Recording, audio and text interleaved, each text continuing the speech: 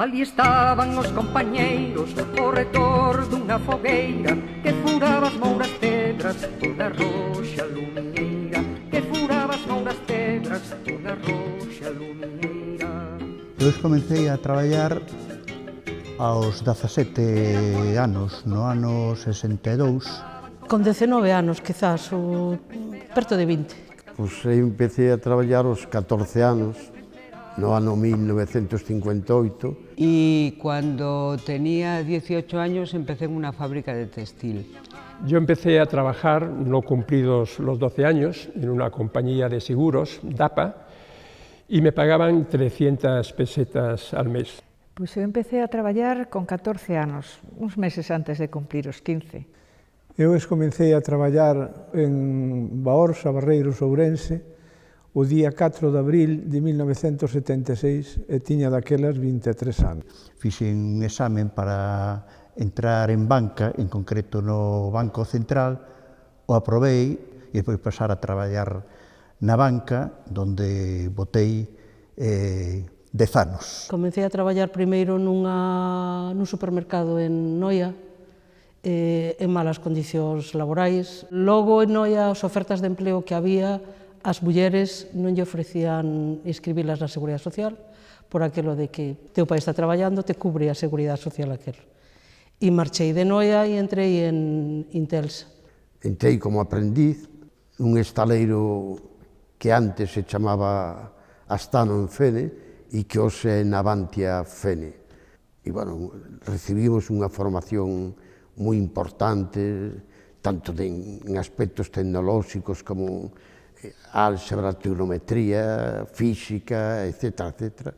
Unha vez a semana nos daba un falanxista clases de formación del espírito nacional, ¿no?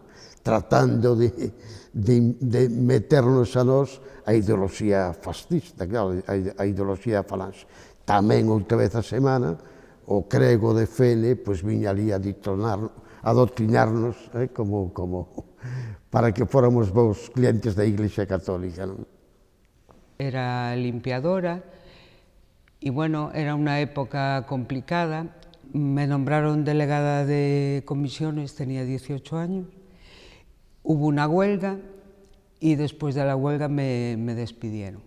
Al cumplir los 14 años, que era la edad legal para trabajar, entré de listero en Ramón Beamonte, que era una empresa de construcción importante.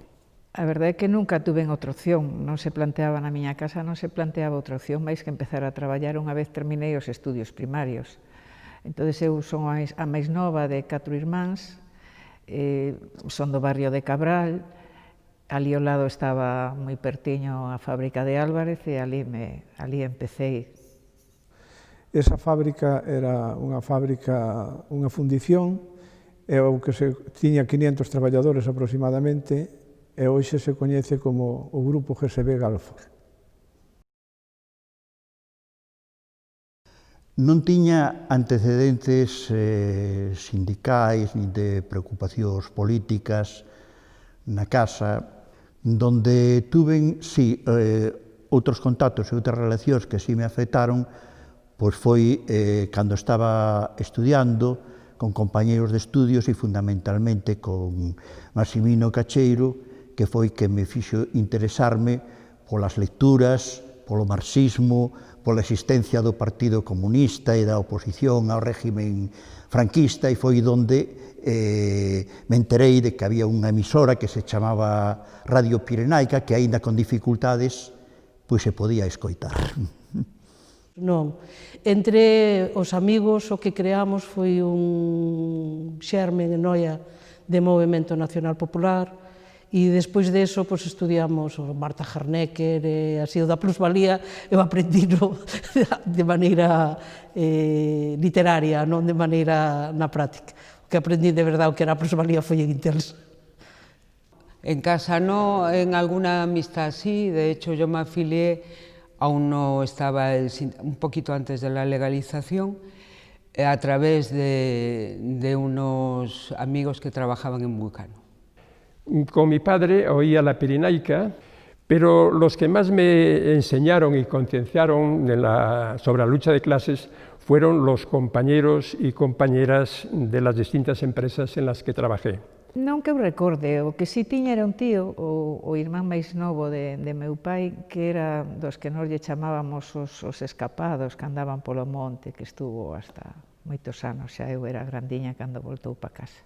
Eu non tiven antecedentes nin sindicales nin políticos na familia, pero sí, como estudiante, militaba no Partido Comunista e tiña bastantes amigos que conocía en esas reivindicacións.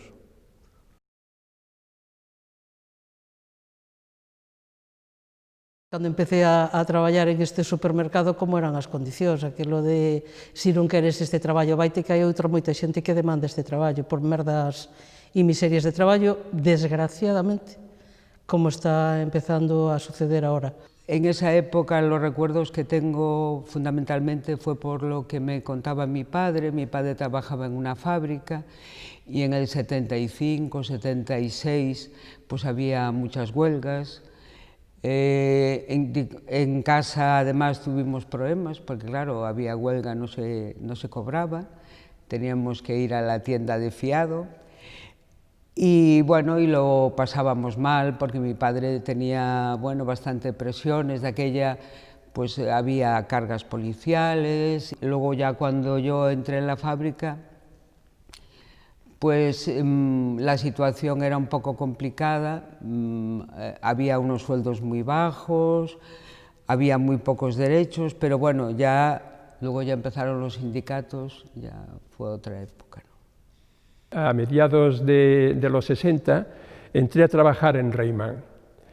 El salario de un peón era de 33 pesetas al día, lo que equivalía a medio dólar, y con las huelgas del 62 se consiguió, creo yo, el mayor incremento salarial en este país, pues se estableció el salario en 60 pesetas, es decir, $1.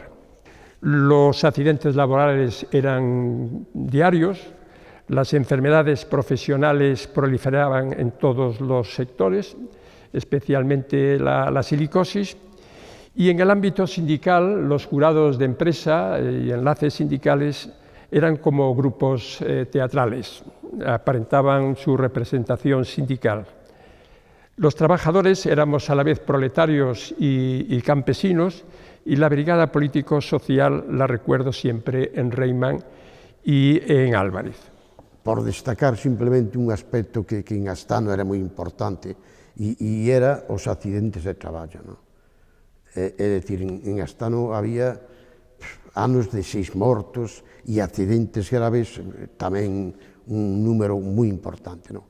Entón, eu o que máis lembro e destaco foi a loita que levamos a cabo, sabes, para mellorar as condicións de traballo, ¿no? E podo asegurar que seguramente a mitade ou máis das horas que se facíamos de folga foron por ese motivo, ¿no? E tamén constatar que a partir dos anos 70, gracias a esa loita sindical importante, melloraron moitísimo as condicións de traballo. Home, eu non sei en outros sitios, supoño que máis ou menos, pero na fábrica onde eu traballaba as condicións de traballo eran terribles, non había nada, non había servicios, non había ningún tema de seguridade, nin de nada, non había nada, estaba todo por facer. Pero eu recordo que para poder poñer unhas puntas nunha paré con unha cortina para meternos detrás, para cambiarnos, tuvemos que facer unha movilización grandísima no taller para que nos deixaran poñer iso, fijaos. Eran xornadas moi longas, interminables, un ambiente de traballo moi duro, había, nós como era unha forxa, había moito calor, había fumo, os salarios eran moi cativos, tiñamos un convenio provincial da época do Cuenlún, o que queríamos era ter un convenio de empresa, pero non había maneira de canalizar ningunha queixa á dirección da empresa porque os representantes que había eran das UTTs do sindicato vertical e eran amigos da empresa e non nos canalizaban ningunha demanda, non? Unha vez que entrei en Intelsa, en Coruña, con que me aliei foi ca xente do MCG, tiñamos unha organización que lle chamábamos en Intelsa, Intelsa Obreira, que pertenecía a Loita Obreira, Comisións Obreiras, Loita Obreira en Coruña, porque había dúas organizacións de Comisións Obreiras en Coruña, Loita e Loita Obreira. Que logo, moi pronto, eu creo que un ano, nos fixemos Loita Obreira, un ano ou dous, con Quique Beira e así nos xuntamos e fixemos unha soa organización, as Comisións Obreiras de Coruña. Eu estaba na sala de trazado da Astano dos barcos e tal, e pasei a unha oficina que se chamaba Oficina de Métodos e veu xente da Bazán, deliñantes da Bazán, algúns deles militantes do Partido Comunista. Tamén comigo entrou San Carballal, non? E entonces, digamos que personas como Manuel Anido, o Pepe Morinuco e o propio San Carballal me convenceron de que había que militar no Partido Comunista e en Comisións Obreiras. Eu incorporeime a Comisións Obreiras ao mes e medio de entrar na empresa. Estaban ali os compañeiros Lobato e alcalde, e incluso Lobato pois era xa un representante da UTT, do sindicato vertical, pero de Comisións Obreiras, non? Entón, ao cabo de mes e medio xa me deron a afiliación, o carné de afiliación, e fixemos xa un grupo importante para canalizar as nosas reclamacións, non? Pois foi paulatinamente, sin en darte conta, no mesmo taller que eu traballaba outra compañeira que empezou a comentarme de ir a reunións, repartir otavillas, e pouco pois me fun introducindo. Cando me din conta, pois estaba participando na coordinadora, representando o grupo de, bueno, non un grupo de empresas Álvarez, que daquela non se chamaba así, que se chamaba solo Álvarez.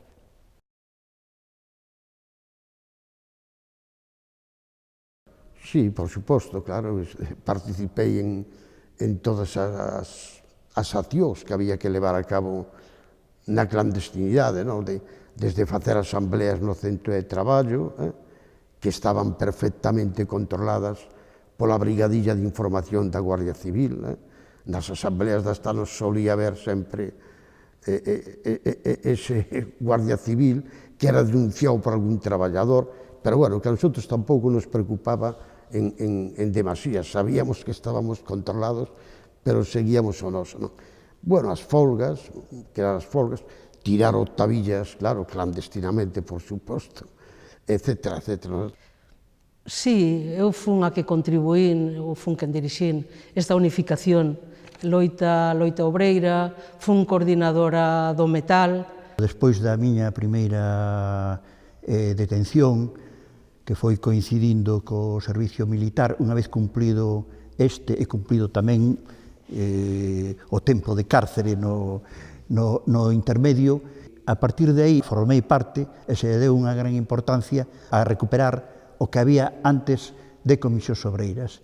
E entón aí sí que empecé a xogar un papel, que logo desembocou incluso en ter responsabilidade aí dentro, e incluso, digamos, que a responsabilidade principal de facto na recuperación de Comisións Obreiras despois da caída do 67, fundamentalmente a partir dos anos 68 e 69.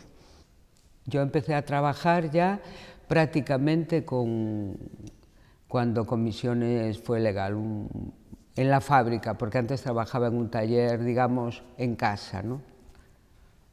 Ya integrado en comisiones, me presenté en las elecciones sindicales de los 70. A partir de ahí empecé a organizar otras empresas del sector cerámico, del transporte, del comercio, de la administración pública. Y en Ourense, con el compañero alcalde, que trabajaba en Barreiros, empezamos a organizar algunas fábricas en el polígono de San Ciprián das Viñas. También nos reuníamos con los jóvenes de la ciudad de los muchachos, hasta que fui detenido.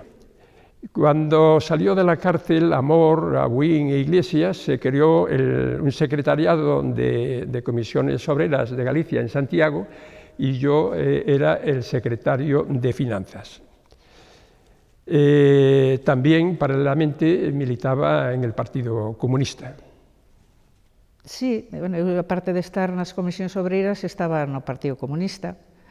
E bueno, hasta o que máis eso, pois era eso, participar en reunións, nas asambleas, e despois, a nivel de sindicato, estar na coordinadora.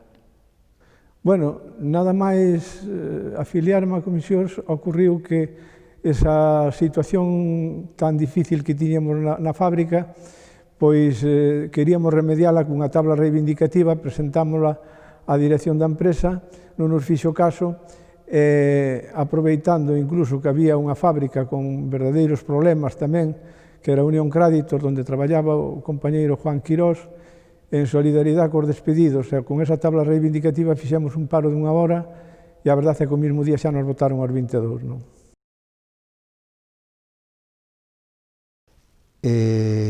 Na clandestinidade, nos soñábamos coa legalidade, pero creo que non nos limitábamos solo a soñar, sino que de alguna forma tiñamos na perspectiva que algunha vez pois, se liquidaría a dictadura en un plazo máis curto ou máis longo, pero que algunha vez chegaría. E como era un proceso moi complicado, que veíamos que todo tiraba hacia aí, pero outra cousa eran os ritmos, había un pouco a consigna de decir hai que dar a cara, hai que salir á superficie, hai que aproveitar as posibilidades legales, pero claro, as posibilidades legales se trataban de aproveitar, pero non era o mismo que estar na legalidade, era un risco. Había a represión, que era unha represión moi seria aínda, a pesar de todo o que se decía, pero tiñamos esa outra perspectiva que naturalmente a tiñamos de forma tan clara que cando houbo a legalidade soupemos diferenciar claramente que entrábamos en unha nova situación e en unhas novas posibilidades antes soñadas e que agora, en ese momento, podían levarse a cabo. A fundamental é poder, primeiro, presentarte quen eres. Represento a comisións, a organización sindical significa capacidade de unidade para conseguir aquilo que perseguimos, convocar asambleas, convocar movilizacións na rúa se era necesario, con certo temor de persecución policial, porque nunca houbo verdadeira democracia neste país durante bastantes anos, porque te seguían marcando. Na clandestinidade é certo que é moito máis duro, claro. As folgas son ilegais. No momento en que te puñas en folga, en teoría estabas despedido. Estabas exposto a que a policía viñera a buscarte a casa tamén, o sea que a represión viña por todos os lados. Evidentemente, na legalidade non ocorre nada disso. Na legalidade, o sindicato é legal, a actividade sindical é legal e, por lo tanto, non tes ese problema. Sin embargo, eu, dito estas dúas cousas, creo que o sindicalismo non cambia moito, é dicir, na clandestinidade os sindicalistas non podemos ser clandestinos. Os sindicalistas temos que estar ao aire libre. É dicir, temos que estar nas asambleas. Cando estamos nas asambleas dirixindo os traballadores, o da brigadilla, da Guardia Civil, estaba escoitándonos.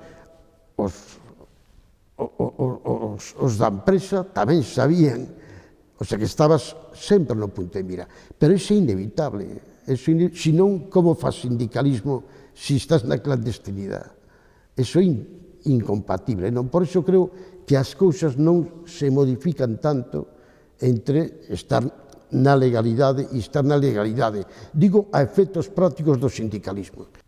La diferencia es como de la noche al día. La vida sindical clandestina era de pocos militantes, siempre perseguidos y con muchos temores. En la legalidad la cosa es distinta. Yo solo puedo hablar hasta principios de 1980, que fue la fecha en que abandoné el sindicato y la vida sindical. Actualmente los sindicatos no gozan de gran prestigio, como la política en general.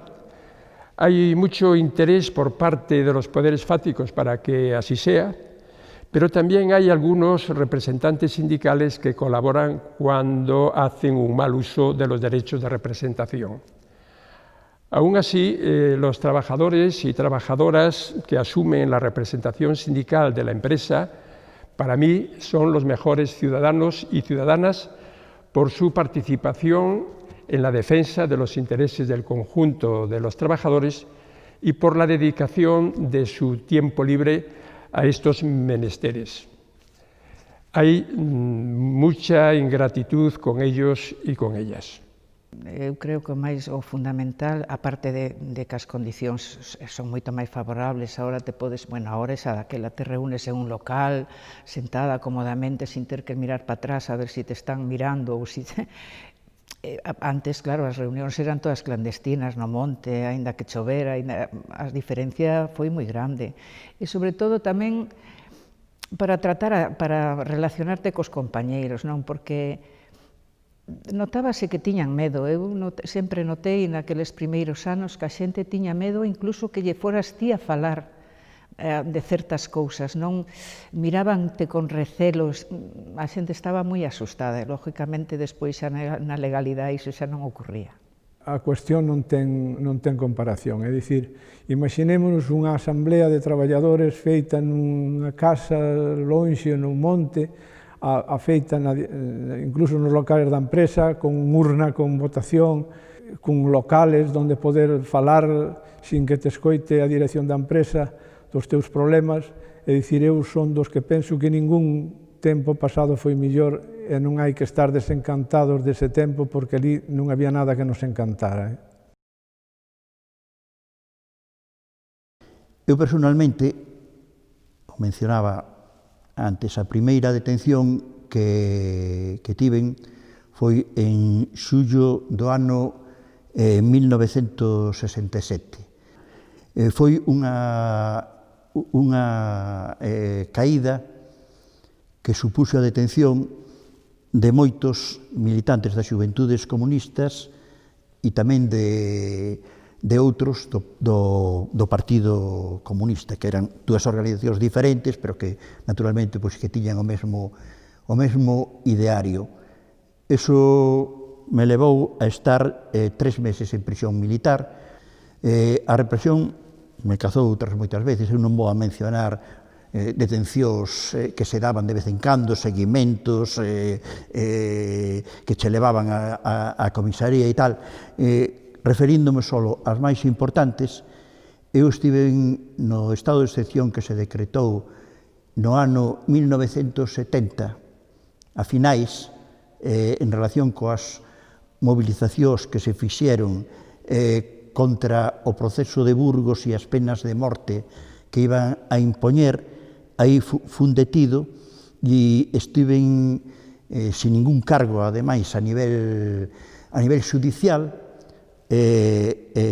encerrado na prisión da Coruña durante casi os 6 meses que durou o estado de excepción. E outra terceira detención importante foi a que relacionada co 10 de marzo de Ferrol. En este caso me detiveron 4 días máis tarde repartindo octavillas que chamaban a folga xeral contra a represión en Ferrol. E fun detido no porto da Coruña, tampouco me puideron probar nada porque a realidade é que eu levaba octavillas, pero como coñecía a policía, aparte de que me coñecían a eles, me desfixen delas cando os vin a acercar, me levaron, me interrogaron, e como non atoparon ningún cargo xudicial, o que fixeron foi unha das cousas que facían en aquel momento. Cando non había estados de excepción, utilizaban outros métodos como este, que era 150.000 pesetas de multa. Como non as tiñas, pois te metían como prisión sustitutoria, como arresto sustitutorio, e 2 meses de prisión, onde estuven con moitas personas tamén, uns ligados directamente ás movilizacións dos sucesos de Ferrol, e outras persoas tamén que estaban en solidaridade con el. Eso tamén me truxo outro tipo de de represión que, como non, tamén era importante en aquela época, que era o despido na miña empresa por faltas voluntarias ao traballo, que non eran tal voluntarias, sino que era naturalmente porque estabas detido. Se utilizaban moitos métodos por parte da policía político-social do franquismo. Represión, non. Dormín varias noites en comisarías, pero non fun torturada, como outras compañeiras de MC, que sí que foron verdadeiramente torturadas. O Billy, el niño que anda por aí con medallas e demais, teña arrancado uñas a compañeiras da fábrica de Madrid, en este caso. Pero teña arrancado uñas. Non sufrín ese grado de represión, eu. Sí, bueno, sí, eu estuve detido en varias ocasións e no ano 72, como consecuencia da represión acontecida o 10 de marzo dese mesmo ano, pasei pola cárcel da Coruña.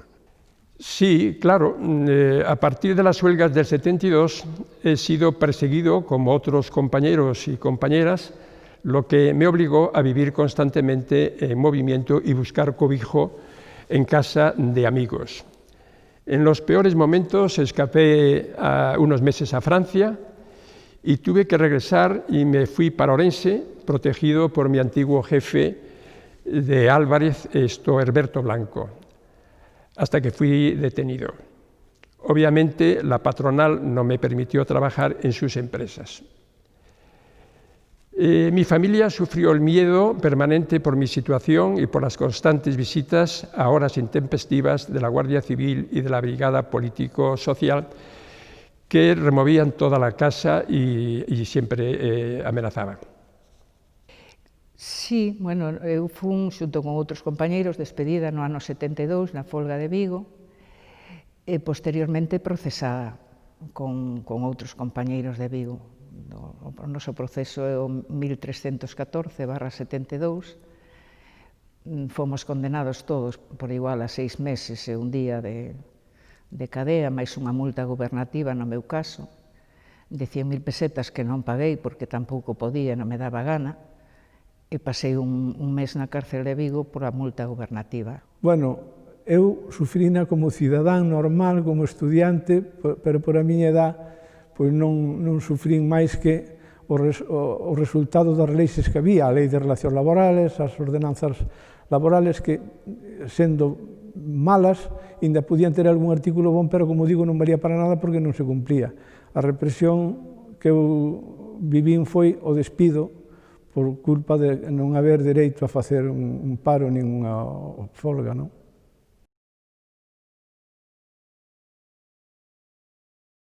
O binomio acción-negociación era utilizado constantemente en comisións obreiras. En todo momento nos preocupábamos porque as movilizacións que realizábamos tuveran resultados positivos.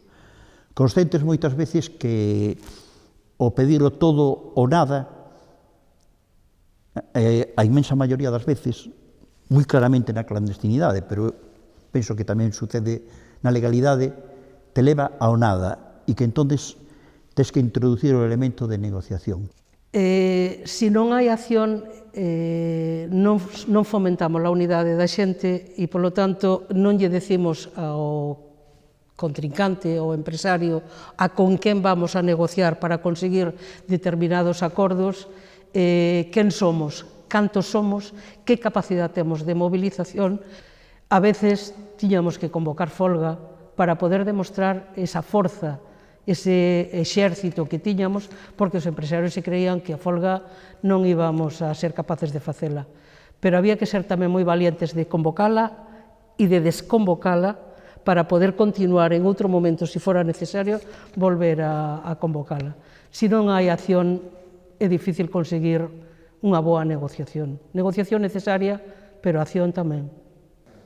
Bueno, a mí me parece que iso é o ABC do sindicalismo, non? É dicir, non é posible un sindicalismo sin negociación e tampouco é posible unha negociación sin que haxa algún tipo de acción.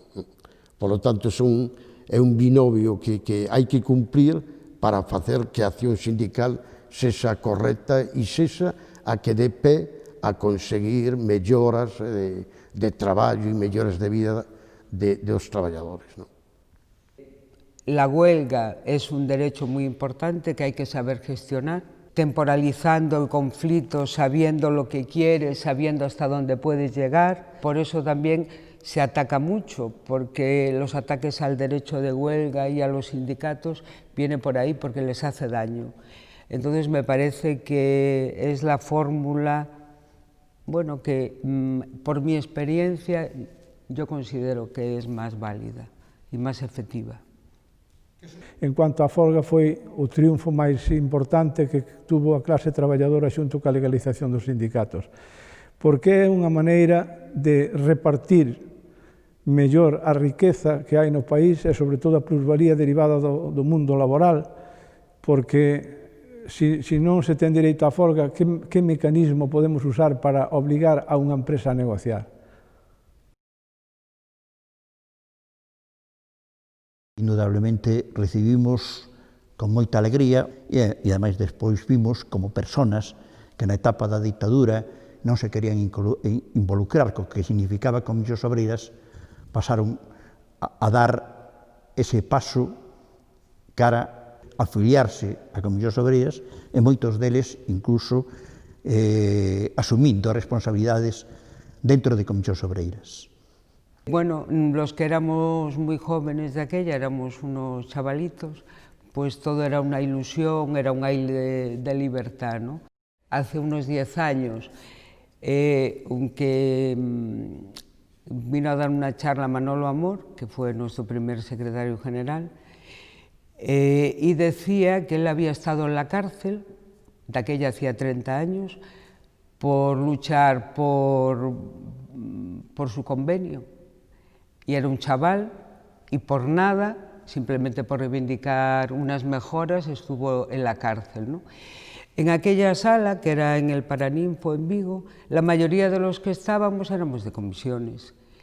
Y curiosamente, la mayoría de los que estaban allí no sabía que hacía 30 años él había estado en la cárcel, ¿no? Quiero decir, fue una época muy importante que creo que se le debe mucho a esta generación anterior y creo que es bastante desconocida, ¿no? En primer lugar, decir unha cousa, ¿no?, que a mí me parece sorprendente, e é que os sindicatos fomos legalizados despois de ser legalizadas as forzas políticas, ¿no? En segundo lugar, que significou? Bueno, pois eso significou que miles e miles de traballadores, sobre todo os das pequenas empresas, puderan acceder ao sindicato, ¿no? Que na clandestinidade, pois, desgraciadamente non tiñan medios para que pudieran defenderse, ¿no? Entón, esa legalización do sindicato permiteu esa avalancha dos traballadores das pequenas empresas e permiteu que a partir de aí nosotros pudiéramos, desde os sindicatos de comisións e desde os demais sindicatos, puidéramos negociar os convenios colectivos dos sectores máis débiles da produción, etc., e mellorar sustancialmente as condicións de vida e de traballo desos traballadores, ¿no? Yo creo que todos los trabajadores conscientes y luchadores antifranquistas, con la legalización de los sindicatos y partidos políticos, han visto compensados una parte de sus anhelos. Prueba de ello fue la importante afiliación y la puesta en marcha de los sindicatos de rama y la rápida implantación de las sedes locales. Yo deseo a Comisiones Obreras una larga vida y que las reivindicaciones más profundas de la clase trabajadora sean objetivos alcanzables en un futuro próximo, es decir, que yo lo vea. Para todos ellos y para el conjunto de los afiliados y trabajadores, muchas gracias por todo lo aprendido. Foi fundamental para consolidar as comisións obreiras como o sindicato. E vin que os traballadores celebraban a legalización dos sindicatos afiliándose masivamente e participando nesas eleccións que arrasamos. A verdade é que fora maravilloso. Non? A diferencia fundamental que te podías expresar e podías decir tamén no sindicato algo diferente a non só o salario, sino tamén condicións de opresión diferentes. Cando empezamos a aparecer as mulleres no sindicato reivindicándonos de outra maneira, como que non é só a reivindicación de clase, sino tamén a reivindicación de género que vai a facer cambiar a sociedade. Ali estaban os compañeiros ao retor dunha fogueira que furaba as mouras pedras unha roxa lumiñeira, que furaba as mouras pedras unha roxa lumiñeira. Eran moitos os compañeiros que cantaban con alegría a canción sempre esperada, a canción xa presentida, a canción sempre esperada, a canción xa presentida. Tiñan mansos compañeiros, duras fortes e encallecidas, de traballar sen sosego nunha terra chea de vida, de traballar sen sosego nunha terra chea de vida. Seu ollar como unha gota da auga pura cristalina, que na noite de xiada dorme nas follas tranquilas, que na noite de xiada dorme nas follas tranquilas.